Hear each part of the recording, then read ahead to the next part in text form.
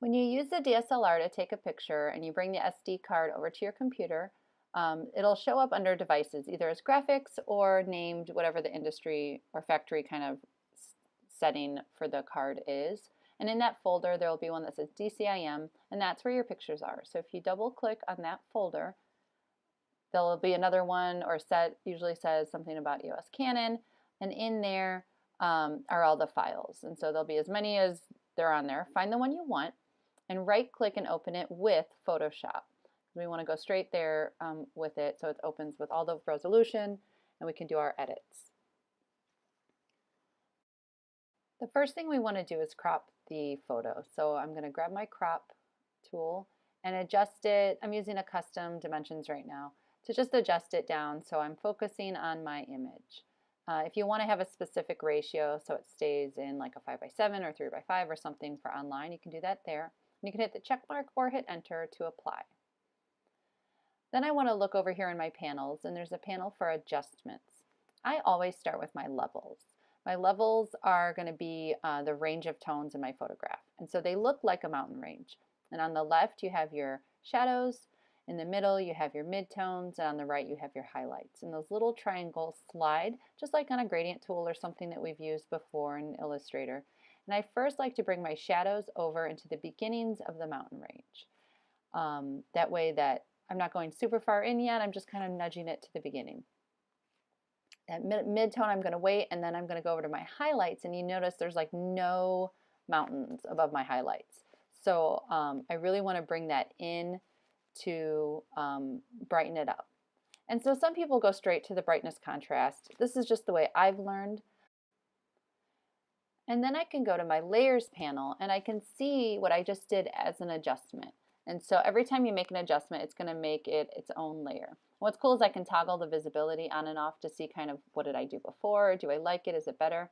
And then if I want to go back into my settings, I can do that for my layers too, just by clicking that little adjustments icon. Unless I want to play with it a little bit more and check it. So everything you're doing is a layer on top of the image. It's not changing the actual image. We still have that kind of original we came in with, and we can undo it all pretty easily. And then there's other adjustments that we can make. There's brightness and contrast, curves is another way to work with the exposure. And you can kind of explore and experiment which ones you might like. Color balance you might have to work on if the colors are kind of off, or there's a tone that you don't like. Maybe if you took it with your phone, you might not have as clear a tone, as nice an exposure. And so that's another one that you might need to do, but you might need to just brighten it up a little bit. It kind of depends on the photo you start with. But to look at the color balance, you can see that it defaults to the midtones. We can also adjust specifically to the highlights and the shadows. So if you felt like your shadows were, I don't know, a little blue and you wanted to add a little yellow to it, and you'll see, and I kind of push it down so you can see like it extreme, but sometimes it's just a nudge in like 1 or 2 points in a direction. And so you can experiment and see if you need that, but don't change it so much that you're not honoring your products. This is just to clean up your photo, to make it look nice and clear and professional, to really show what you did. So none of these adjustments you want to make, you want to kind of push it so it doesn't look like your product anymore. Another adjustment you might want to use is the hue and saturation, and that is kind of fun. Saturation just takes color out of something. So you can make it black and white pretty quickly. You can add just a little bit of color to it, and that looks really cool. But again, you want to honor your product, especially for things you're turning into me, so you can have a nice documentation, nice professional documentation. So if there's anything you don't want, you can just drag those layers into the garbage, or you can turn them off in case you want to come back to it later, you're not sure. So the next thing you want to start looking at is these marks that might be on the cyc. We can clean the cyc, but it's always going to kind of have some scuffs that don't go away. And we need to first make our background let us adjust it. So we're going to double click on the layer so that it becomes a layer 0. And then I like to copy my layers so that I have my original untouched, because what we're going to do is actually going to go straight to that file now. So I'm going to drag that down over to that little new paper icon, and now I have two. So I can work on one and keep one kind of the original in case I mess it up so much and I want to go back to it. And so what we're going to use is called the clone tool, and that's going to allow us to take pixels from one area and cover it over another area. And this is super helpful for taking out any mistakes, any problems. And so the clone tool, it looks like a little stamper, and it looks like when you're in the workspace, it looks like a brush. And so you can make it bigger or smaller, just like a brush. You can use the left and right brackets on your keyboard, or you can go up here and make the adjustments there. And so you'll see smaller, larger, and you always want that hardness to be at 0. You don't want to have a hard edge on your brush because you want to kind of fade it in. You want it to not look obvious that we touched it up. So going to this obvious kind of area, we're going to target some pixels that are really nearby to this by holding the Option key down. So when I hold the Option key down, I get this little crosshairs.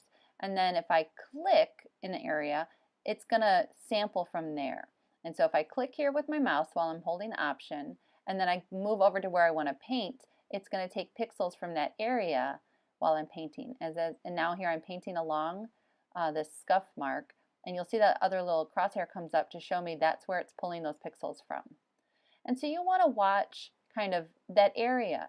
While it's a white item, in reality, you're seeing all these different shadows and the light's hitting it in different ways. And so you want to be aware of where you're pulling it from. Because again, we want it to not be obvious that we cloned this area out of our photo.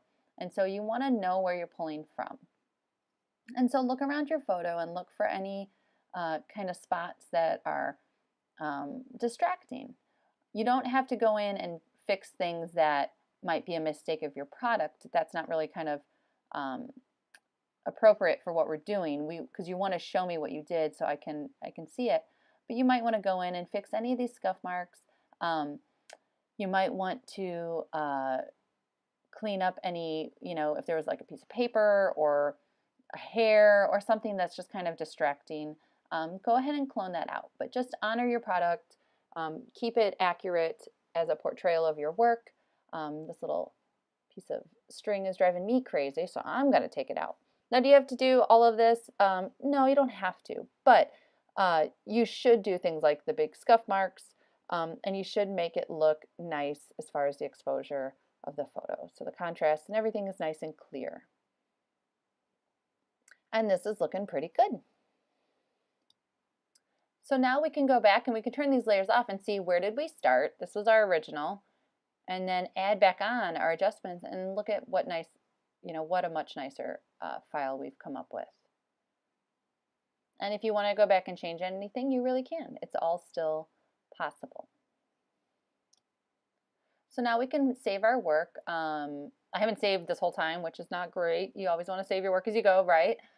It's going to default to a Photoshop file, which the extension is PSD, just like we have an AI file for Illustrator, INDD for InDesign. And right now it wants to save it on the SD card because that's where it came from, but that's not where I want to save it. I want to put it on my computer. So make sure you always know where it's going. Make sure you give it a good name that's appropriate, that's for what it is and has your name in it. So when you turn things into me, it's always there. And we can go ahead and save it as a PSD file so we have that source file in case we ever want to go back and adjust anything. We don't like how it looks. We want a different format. And then I'm also going to go again to File, Save As, and get a JPEG. And that's the more shareable photo file, right? And that'll let us turn it on Classroom. It'll let us put it in the concept book. And again, it's going to the desktop. And whenever this JPEG options window comes up, make sure you have it all the way up. Sometimes it defaults to kind of a mid quality. Keep your quality always high. We can always lessen other aspects if we need it to be a smaller file size. And now you have your two files to turn in. And here's the JPEG as itself in preview, and you're good to go.